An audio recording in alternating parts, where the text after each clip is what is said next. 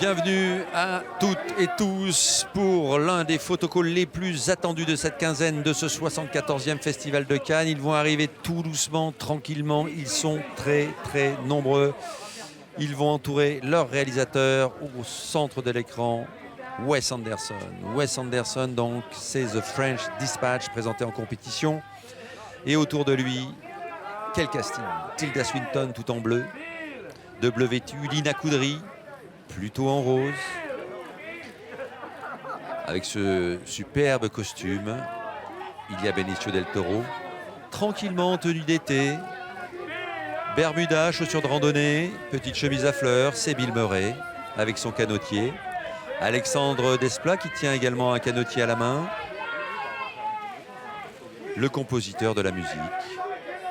Vous avez le pianiste Adrian Brody qui est là également. Vous avez Timothée Chalamet en t-shirt, Mathieu Amalric en chemise blanche et Stephen Park également complètement à droite de l'écran. Mathieu Amalric, on le retrouvera prochainement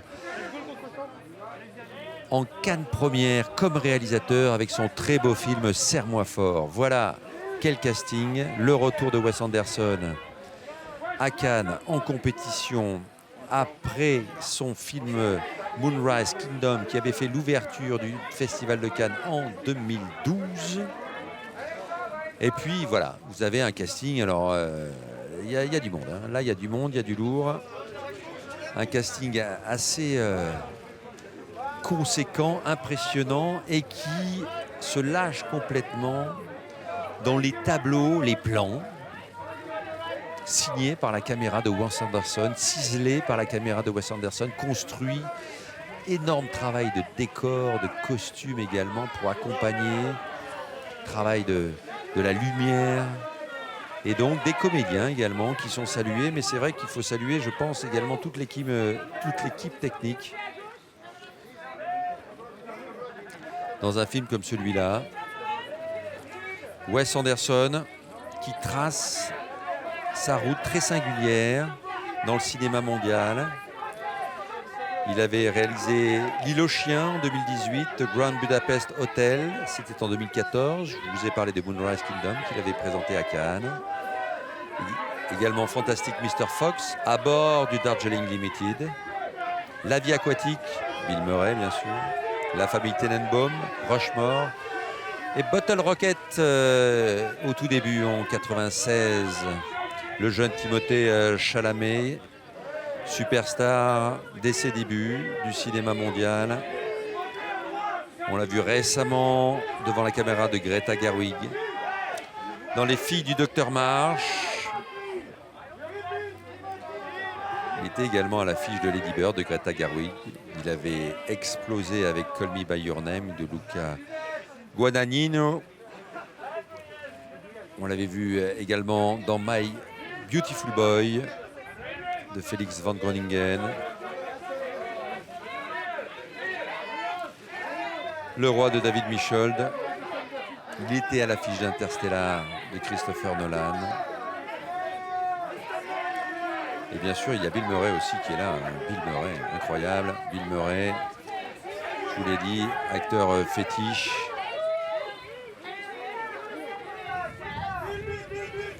Qui était venu en compétition avec un autre de ses cinéastes fétiches, Jim Jarmusch pour The Dead Don't Die.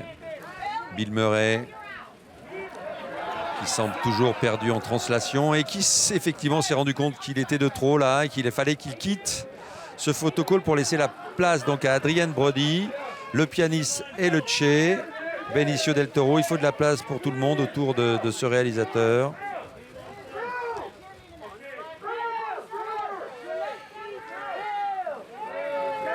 Voilà donc parmi les plus grands acteurs au monde présents devant la caméra de Wes Anderson et des caméras de TV Festival et des photographes de la presse internationale.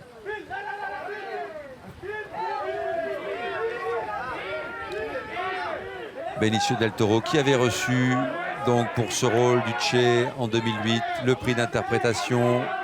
C'était Sean Penn qui était le président du Festival de Cannes à l'époque. Sean Penn qui est de nouveau cette fois-ci candidat à la Palme d'Or comme cinéaste et acteur, d'ailleurs, avec Flag Day. Adrian Brody, et bien sûr, c'était le pianiste de Roman Polanski, la Palme d'Or.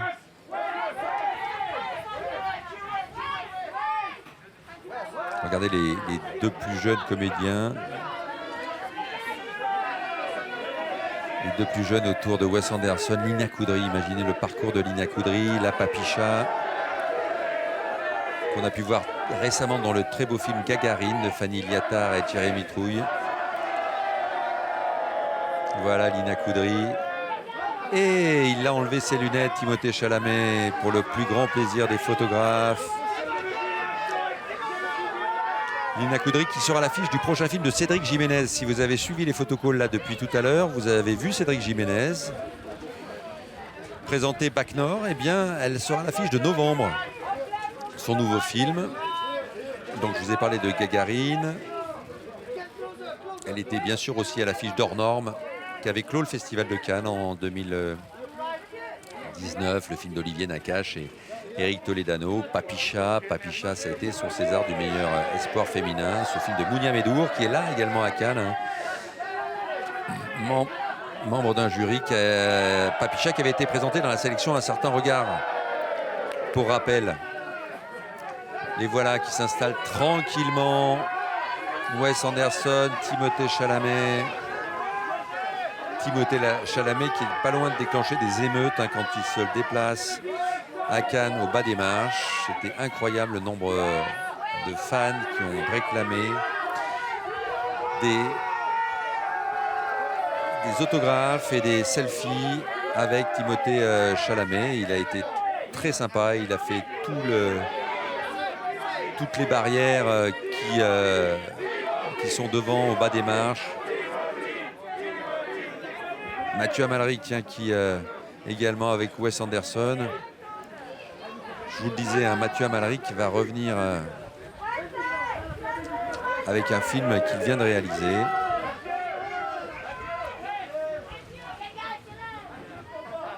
Serre-moi fort dans la sélection Cannes Première. Mathieu Amalric, bien sûr, c'est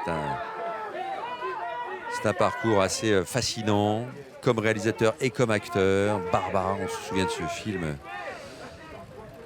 Ce film qui avait valu le César de la meilleure actrice à son interprète, Jeanne Balibar.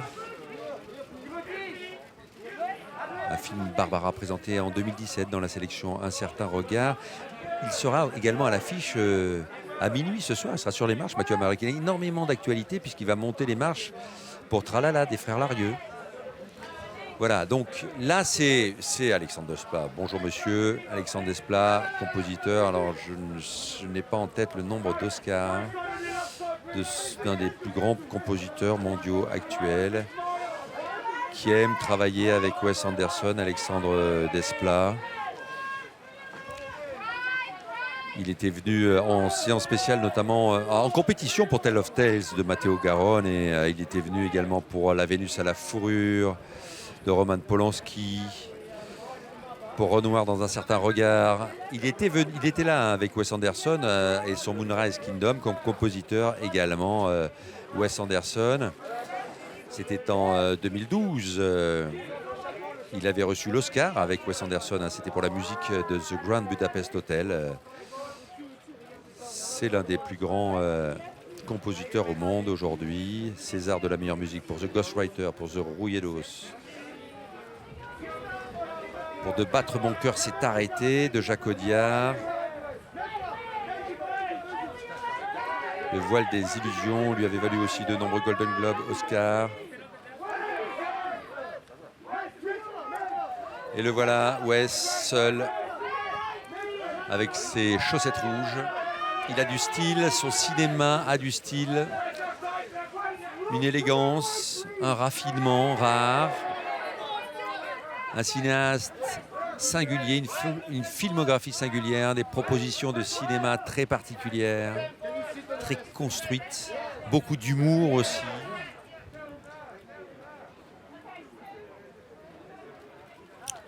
Wes Anderson, tranquillement installé à Cannes et qui prend la pause.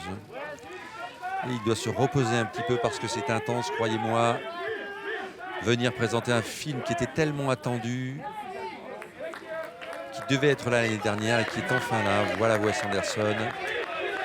Fin de ce photocall et on imagine le soulagement pour cette équipe. Allez, bande-annonce de The French Dispatch.